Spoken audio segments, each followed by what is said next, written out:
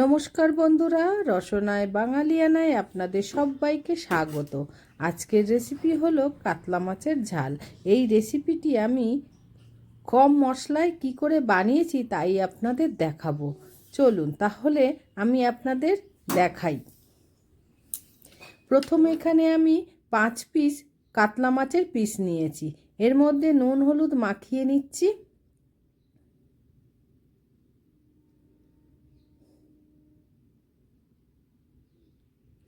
এরপরে নুন হলুদ মাখানো হয়ে গেছে, আমি এটাকে সাইডে রেখে দেবো।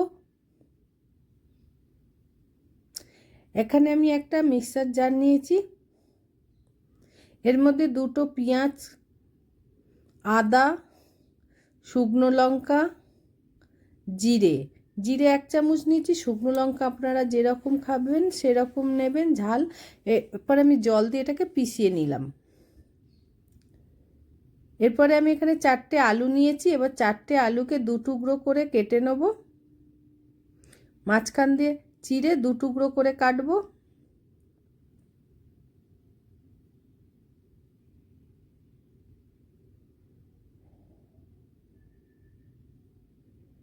আমার আলুগুলো কাটা হয়ে গেছে। এখানে গ্যাসের মধ্যে একটা কড়া বসিয়ে দিয়েছিলাম। কড়াটা গরম হয়ে গেছে। এর মধ্যে আমি আবার তেল ঢেলে দিলাম পরিমাণ মতন।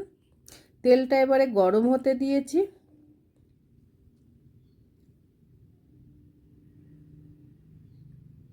তেলটা গরম হয়ে গেছে। খুন্তির সাহায্যে আমি কড়ার সারা গায়ে লাগিয়ে নিচ্ছি, যাতে মাছ দিলে না মাছটা কড়ার গায়ে লেগে যায়।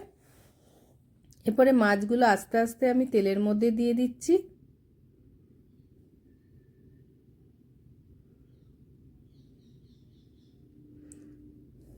দিয়ে হালকা করে আমি নাড়িয়ে চাড়িয়ে উল্টে দিচ্ছি। মাছগুলো আমার এক পিঠ ভাজা হয়ে গেছে।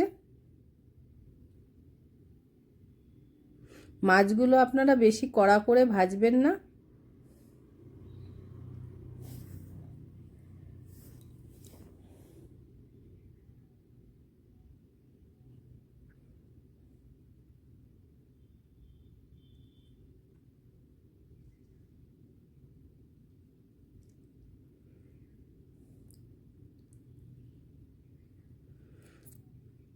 এরপরে মাছগুলো আমার আর এক পিঠে উল্টে ভাজা হয়ে গেছে। এরপরে আমি মাছগুলো তুলে নিচ্ছি।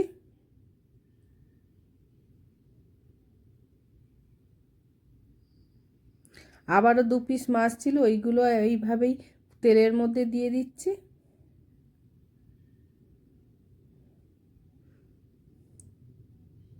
দিয়ে আবারও এক পিঠ ভাজা হয়ে গেছে, আর এক পিঠ উল্টে দিচ্ছি।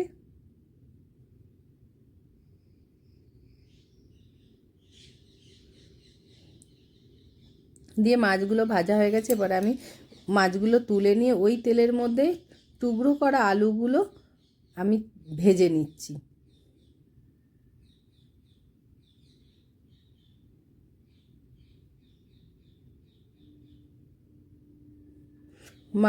আলুগুলো আমি লাল লাল করে ভাজবো, খুব বেশি লাল করব না,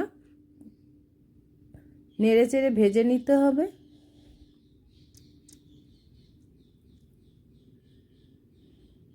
আমার আলুগুলোও ভাজা হয়ে গেছে।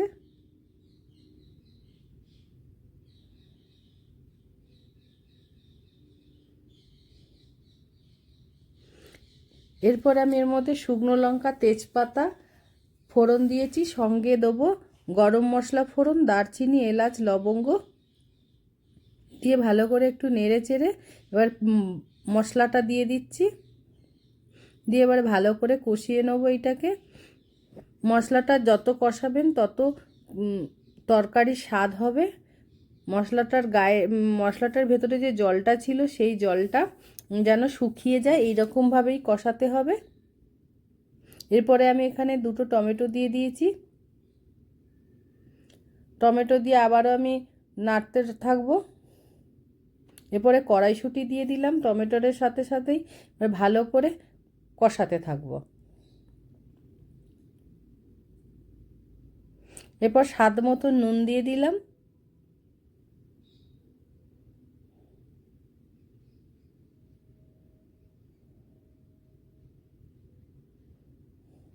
নুনটা দিলে টমেটোটা তাড়াতাড়ি গলে যাবে।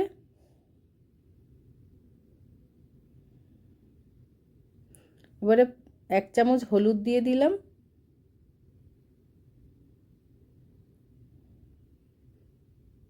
দেখুন টমেটোটা গলে গেছে বলে গায়ের ছালটা বেরিয়ে এসছে, আমি তুলে ফেলে দিলাম। আপনারাও ফেলে দেবেন, টমেটোর ছাল খাওয়া ভালো না। এবার ভালো করে কষিয়ে নিচ্ছি। প্রায় দেখুন জলটা শুকিয়েও গেছে, মশলা থেকে তেলও বেরোতে লেগেছে। এবারে অল্প জল দিয়ে ভালো করে আবারও কষিয়ে নিচ্ছি।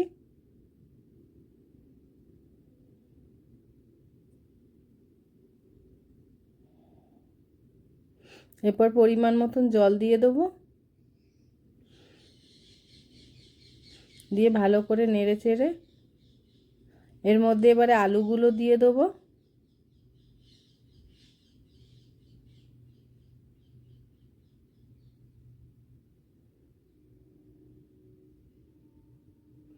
আলু দিয়ে এবারে আমি সিদ্ধ হতে দেবো।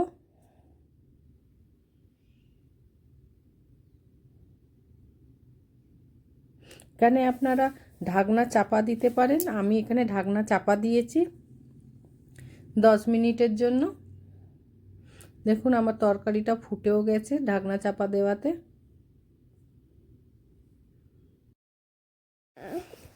এবারে কটা কিশমিশ দিয়ে দিলাম।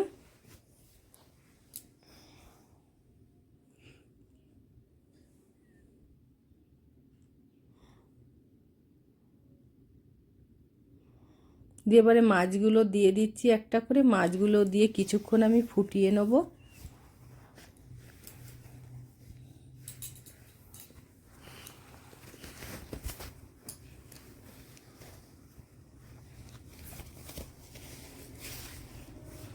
দিয়ে 1/2 চামচের মতন আমি এর মধ্যে ঘি দিয়ে দিলাম। দিয়ে ভালো করে নেড়ে চেড়ে আবার কিছুক্ষণের জন্য ঢাকনা চাপা দিয়ে দেবো। বন্ধুরা ভিডিওটা ভালো লাগলে লাইক অ্যান্ড সাবস্ক্রাইব করবেন।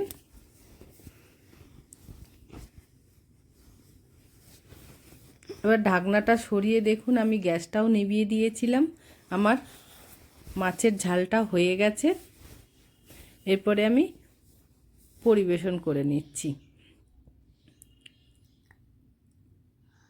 ভিডিওটা আপনারা প্রথম থেকে শেষ অবধি দেখার চেষ্টা করবেন, আর ভালো লাগলে লাইক অ্যান্ড সাবস্ক্রাইব করবেন।